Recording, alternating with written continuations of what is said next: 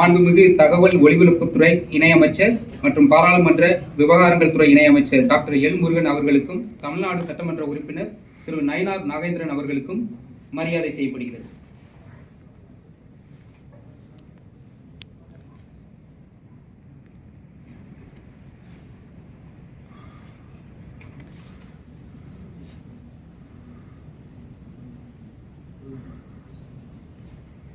பெரியோர்களே, சுவரன் மாறன் என்கிற பேரரசர் பெரும்பிடுகு முத்தரையர் அவர்களை நினைவு கூறும் சிறப்பு அஞ்சல் தலை வெளியீடு என்ற வரலாற்று சிறப்புமிக்க தருணத்திற்கு இப்போது வந்தடைந்துள்ளோம். டெல்லி அஞ்சல் வட்டத்தின் தலைமை அஞ்சல் இயக்குனர் கர்னல் அகிலேஷ்குமார் பாண்டே தற்போது அஞ்சல் தலையை பாரத துணை குடியரசுத் தலைவர் மாண்புமிகு திரு சி.பி. ராதாகிருஷ்ணன் அவர்களுக்கு வழங்குகிறார்.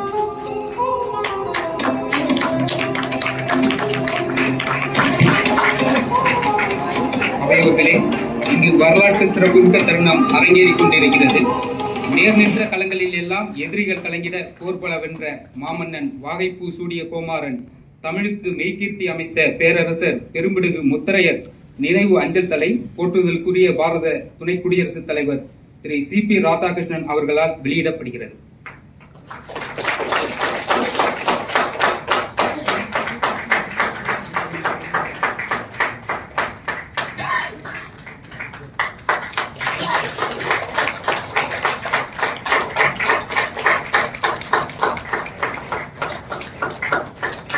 கொடுத்திருக்கு.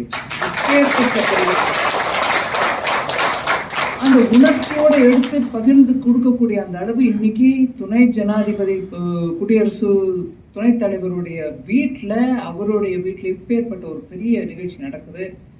அது எனக்கு தெரிஞ்சு பிரதமர் அவர்களும் இதை பார்த்து கொண்டு அவருடைய மகிழ்ச்சியை தெரிவிக்கிறதுக்கு காத்து கொண்டு இருக்கிறார். அவருடைய முயற்சியால ஊர்ல இருக்கக்கூடிய இப்ப வரைக்கும் பிரபலம் ஆகாத, அதாவது அவங்க காலத்தை அவங்களை மீட்க முடியாத அளவு அவர் ஆட்சி பண்ணியிருந்தாலும் இன்னைக்கு இருக்கக்கூடிய பாரத நாட்டுல பல பேருக்கு தெரியாத இருந்த ஒரு நிலையில இப்பேற்பட்ட ஒரு நிகழ்ச்சியில அவருடைய புகழை நம்ம திருப்பி எடுத்து சொல்றோம்னா ரொம்பவே மகிழ்ச்சியா இருக்கு. அதுல எனக்கு விட்ட குறை தொட்ட குறைன்னு சொல்லுவாங்க. திருச்சியில படிச்சு திருச்சியை சுத்தியே வாழ்ந்தவோ முஸ்லீம்களா இருக்கு. எனக்கு இந்த நிகழ்ச்சியில பங்கேற்கிறதுக்கான வாய்ப்பு கொடுத்ததுக்கு உங்க எல்லாருக்கும் நன்றி. நான் ஆக்சுவலா குடியரசு துணைத் தலைவர் பேசுறாரு, அதனால நம்ம பேச வேண்டிய தேவையில்லை. இவரை விட உயர்ந்த பதவி தமிழர்களுக்கு மோடி ஐயா மூலமா கிடைக்கக்கூடிய வாய்ப்பு போது அவர் பேசும்போது நான் இதுக்கு நான் கொஞ்சம் பின்வாங்கினேன். இருந்தாலும் அவருடைய பெருந்தன்மை இல்லை, நீங்க பேசிதான் ஆகணும்னு சொன்னாங்க. அதனால எனக்கு வாய்ப்பு ரொம்ப நன்றி. இந்த நிகழ்ச்சி தமிழ்நாட்டில் நம்ம எல்லாரும் எடுத்து உரைக்க வேண்டிய நிகழ்ச்சி. நம்ம எல்லார்கிட்டையும் இதை பற்றி பேசணும். திருப்பி திருப்பி தெய்வீகத்தை நிராகரிக்கக்கூடிய மக்கள் தமிழ் மக்கள் இல்லை. அதனால நம்ம எல்லாருக்கும் மரியாதை கொடுக்க வேண்டியவர்கள், எல்லா மதத்துக்கும் மரியாதை கொடுக்க வேண்டியவர்கள். இந்த மாதிரி ஒரு பேரரசை எடுத்து சொல்ல வேண்டிய வாய்ப்பு நம்ம எல்லாருக்கும் கிடைச்சிருக்கு. இதை எடுத்து சொல்லி ஊர் ஊரா எல்லாருக்கிட்டையும் பேசணும். மோடி அரசின் மூலமாக இதில் நடந்த ஒரு சிறிய முயற்சிகளையும் எடுத்து சொல்ல வேண்டியது. ரொம்ப நன்றி.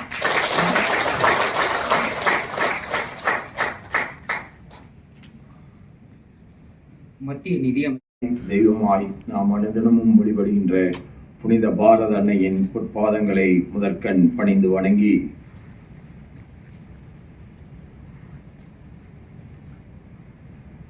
ஒரு மாமன்னனுக்கு மத்திய அரசு செய்கின்ற மகத்தான மரியாதையாக இன்றைக்கு இந்த அஞ்சல் தலை வெளியிடுகின்ற விழா அமைந்திருக்கிறது. இந்த விழாவிலே என்னோடு மேடையை பகிர்ந்து கொண்டிருக்கின்ற மன்னன் எந்த பகுதியை ஆண்டானோ அந்த மண்ணிலிருந்து, அந்த சீதாலட்சுமி ராமசாமி கல்லூரியிலே இருந்து கல்வியை பெற்று இன்னைக்கு இன்றைய தேசத்தினுடைய நிதி அமைச்சராக சிறப்பாக பணியாற்றி வருகின்ற மாண்புமிகு மத்திய நிதியமைச்சர் மற்றும் பெருநிறுவன விவகாரங்கள் துறை அமைச்சர் திருமதி நிர்மலா சீதாராமன்ஜி அவர்களே, தமிழகத்திலே இருந்து இன்றைக்கு மத்திய பிரதேசத்திலே இருந்து தேர்ந்தெடுக்கப்பட்டு நாடு முழுமைக்கும் நாடாளுமன்ற விவகாரங்கள் மற்றும் தகவல் மற்றும் ஒலிபரப்புத்துறை இணையமைச்சராய் மிகச் சிறப்பாக பணியாற்றி வருகின்ற அருமை சகோதரர் டாக்டர் எல் முருகன்ஜி அவர்களே, நம்ம எல்லோருமே தமிழகத்தை சேர்ந்தவர்களாக வந்திருக்கிறோம். ஆனாலும் இந்த நிகழ்ச்சிக்கு மிகச் சிறப்பு எது என்று கேட்டால், ஜெயபிரகாஷ் நாராயணன் அவர்கள் எந்த கிராமத்தில் பிறந்தாரோ அந்த கிராமத்திலேயே பிறந்து அவருடைய டோட்டல் ரெவல்யூஷன் மூவ்மெண்டிலே, முழு புரட்சி இயக்கத்திலே தன்னை முழுமையாக ஈடுபடுத்தி கொண்டு இன்றைக்கு நாடு போற்றுகின்ற நல்ல தலைவர்களில் ஒருவராக என்னோடு இணைந்து நம்முடைய மேல் சபையினுடைய துணைத் தலைவராக மிகச் சிறப்பாக பணியாற்றுகின்ற ஸ்ரீ ஹரிவன்ஜி அவர்களே, அவர் இந்த விழாவிலே கலந்து கொண்டிருப்பது இன்னும் இந்த விழாவிற்கு பெருமை சேர்க்கிறது என்பதை நான் மனமகிழ்வோடு இந்த நேரத்திலே குறிப்பிட விரும்புகின்றேன். நம்முடைய அன்பையெல்லாம் ஓரங்கே பெற்றிருக்கின்ற இந்த விழா சிறப்பாக நடைபெற வேண்டும் என்பதற்கும், இந்த அஞ்சல் தலை சிறப்பாக வெளியிடப்பட வேண்டும் என்பதற்கும் எல்லோரோடும் தலைமையேற்று மிக சிறப்பாக செயலாற்றிய நம்முடைய தமிழ்நாடு சட்டமன்ற உறுப்பினர் பாசத்திற்கினிய சகோதரர் நயினார் நாகேந்திரன் அவர்களே, இங்கே வரவேற்புரையை ஆற்றி அமர்ந்திருக்கின்ற அருமை சகோதரர் பத்மஸ்ரீ தாமோதரன் அவர்களே, இந்த நிகழ்ச்சியினுடைய ஒருங்கிணைப்பாளர் அருமை சகோதரர் டாக்டர் சந்திரசேகரன் அவர்களே, அருமை பெரியவர் நம்முடைய பாசத்தை எல்லாம் ஒருங்கே பெற்றிருக்கின்ற அருமை பெரியவர் விஸ்வநாதன்ஜி அவர்களே, என்னோடு பல நேரங்களில் இணைந்து பணியாற்றி தனக்கென ஒரு இயக்கத்தையும் கண்டு அதை வழிநடத்தி வருகின்ற அருமை தம்பி திரு கே செல்வகுமார் அவர்களே, என்னோடு பல காலம் நான் இயக்க பணியாற்றிய போது என்னோடு இணைந்து பணியாற்றிய அருமை சகோதரர்கள் கருப்பு முருகானந்தம் அவர்களே, அருமை தம்பி ஒண்டி அவர்களே, திரளாக வருகை புரிந்திருக்கின்ற அருமை சகோதர சகோதரிகளே, பெரியோர்களே, உங்கள் அத்தனை பேருக்கும் என் நெஞ்சத்தின் ஆழத்திலே இருந்து எழுகின்ற காலை வணக்கத்தை உரித்தாக்குகிறேன். பேரரசர் இரண்டாம் பெரும்பிடுகு முத்தரையர் சொர்ணமாறன் அவர்களின் நினைவு அஞ்சல் தலையை வெளியிடுவதன் மூலமாக நாம் அஞ்சல் துறை பெருமை அடைகிறது. இந்த நாடே இன்றைக்கு பெருமை கொள்கிறது. இந்த ஆண்டு பெரும்பிடுகு முத்தரையரின் 1350வது சதய விழாவை முன்னிட்டு திருச்சி மத்திய பேருந்து நிலையம் அருகில் உள்ள பெரும்பிடுகு முத்தரையர் மணிமண்டபத்தில் உள்ள அவருடைய திருவுருவச் சிலைக்கு மத்திய அமைச்சர் எல் முருகன் அவர்களோடும் நயினார் நாகேந்திரன் அவர்களோடும் இணைந்து மகாராஷ்டிரா ஆளுநராக நான் என்னுடைய மரியாதையை செலுத்தினேன். அந்த நேரத்தில் ஸ்டாம்பு வெளியிட வேண்டும் என்கின்ற கோரிக்கை வந்தது. ஆனால் நம்முடைய மத்திய நிதியமைச்சர் குறிப்பிட்டது போல எனக்கும் தெரியாது இதெல்லாம் நடக்கப் போகிறது, அது உபராஷ்டிரபதி பவனத்திலே தான் நடக்கப் போகிறது என்று எனக்கும் தெரியும். இதற்கெல்லாம் காரணமாக ஒருவர் அமைந்திருக்கிறார். அவர் நம்முடைய மதிப்புக்கும் மரியாதைக்கும் மனப்பூர்வமான பாசத்துக்கும் உரிய நம்முடைய பாரத பிரதமர் நரேந்திர மோடி அவர்கள். எத்தனையோ ஆட்சியாளர்கள் இருந்தாலும் ஆட்சியாளர்களில் மன்னர்கள் பல பேர் இருந்திருக்கிறார்கள். ஆனால் மன்னர்களில் மாமன்னர்களாக இருந்தவர்கள் ஒரு சில பேர்தான். அந்த ஒரு சில பேரில் நம்முடைய பெரும்பிடுகு முத்தரையர் சொர்ணமாறன் அவர்கள் தனியும் சிறப்பு மிக்கவர். இன்றைக்கு தமிழகம் என்று நாம் எடுத்துக்கொண்டோம் என்று சொன்னால், அந்த தமிழகத்தில் பசுமையான பகுதி எங்கே இருந்து ஆரம்பிக்கிறது என்று சொன்னால் அந்த பசுமையான பகுதி திருச்சியிலே இருந்து தான் ஆரம்பிக்கிறது. எங்கு நோக்கினும் பச்சை என்று சொன்னால் திருச்சி, தஞ்சாவூர், பெரம்பூர், திருவாரூர் என்று அது பறந்து வருகிறது. அந்த பகுதிகளில் பெரம்பலூர், தஞ்சாவூர், புதுக்கோட்டை ஆகிய தமிழ்தாயினுடைய இதயமாக விளங்குகின்ற பகுதியை 45 ஆண்டு காலம் தோல்வியே காணாது வெற்றிகரமாக ஆண்ட ஒரே மாமன்னன் நம்முடைய பெரும்பிடுகு முத்தரையர் அவர்கள்.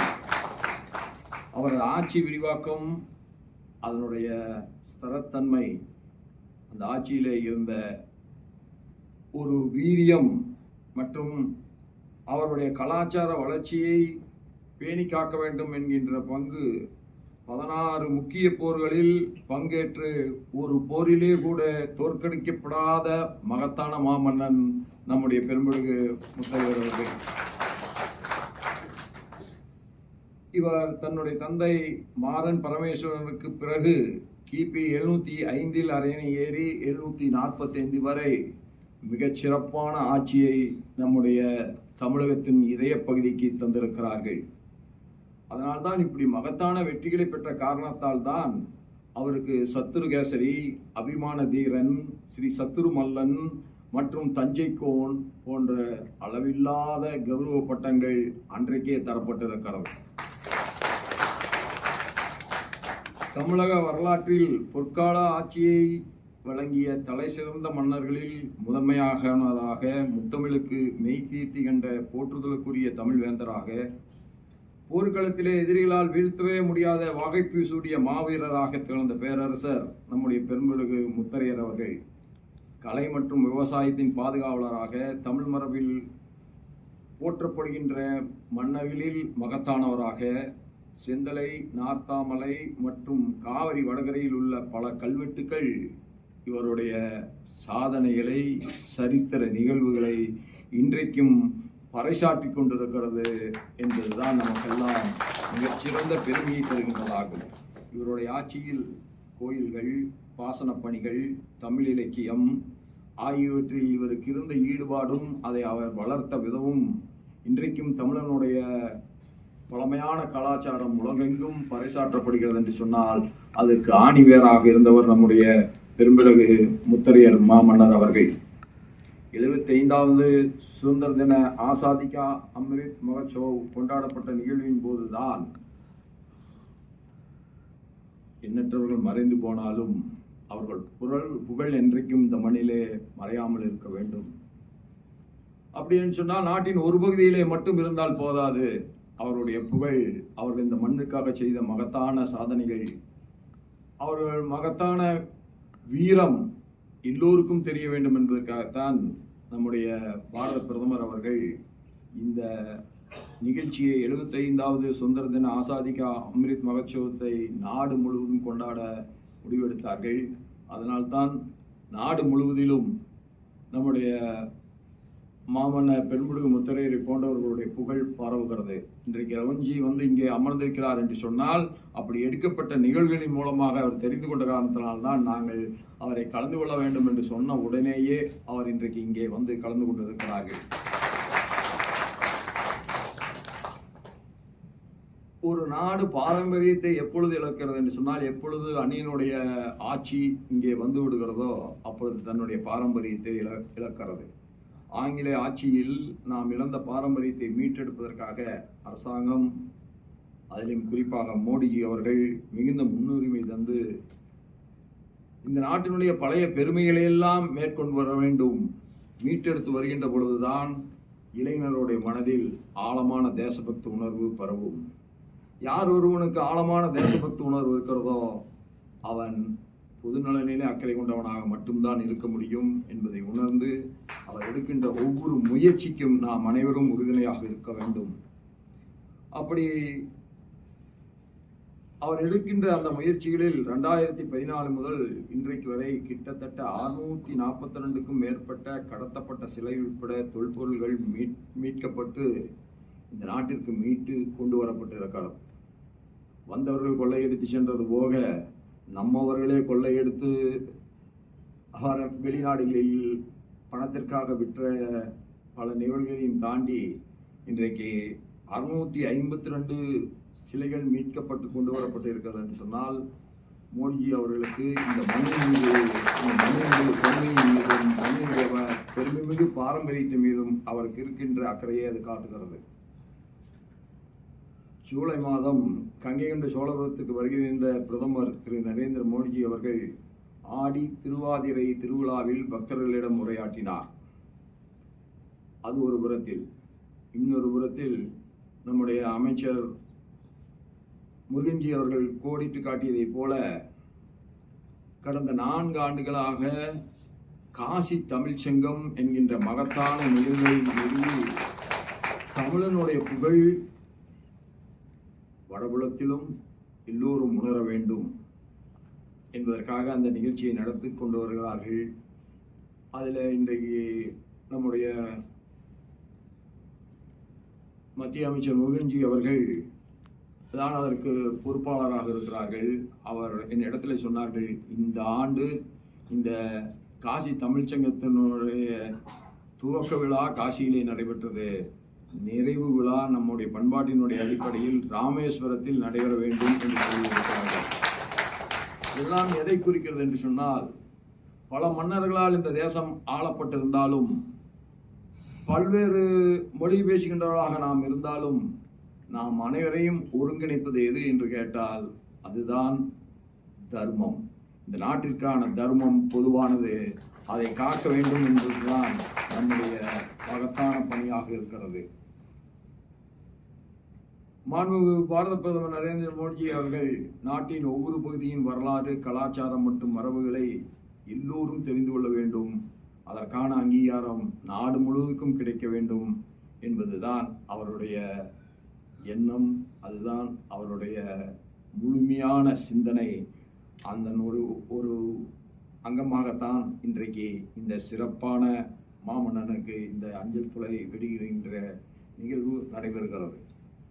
பேரரசர் பெரும்பிடுகு முத்தரையர் நினைவஞ்சல் தலை வெளியிடுவதற்கு இந்திய தபால் துறையும் மாமன்னர் வழியில் இறங்கும் அறக்கட்டளையும் நினைவஞ்சல் தலை வெளியிட்டுவதற்கு உறுதுணையாக இருந்த தபால் தலை வெளியீட்டு குழுவின் ஆலோசகராக இருந்து பணியாற்றிய நைனா நாகேந்திரன் அவர்களுக்கும், மத்திய அமைச்சர் பெருமக்கள் நிர்மலா சீதாராமன்ஜி அவர்களுக்கும், முருகன்ஜி அவர்களுக்கும், நம்முடைய புரொஃபசர் பேராசிரியர் அவர்களுக்கும், பெரியவர்களையும் தலைவர்களையும் நான் மனதார பாராட்டுகிறேன்.